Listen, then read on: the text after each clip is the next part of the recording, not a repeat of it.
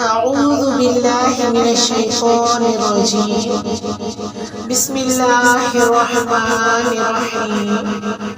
دعائے اللهم آنس وحشتي في قبري. اللهم ارحمني بالقرآن العظيم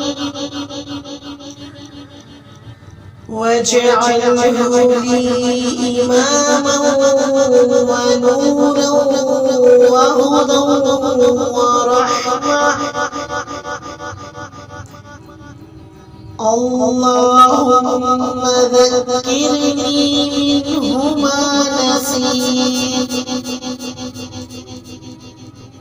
وعلمني منه ما جهلت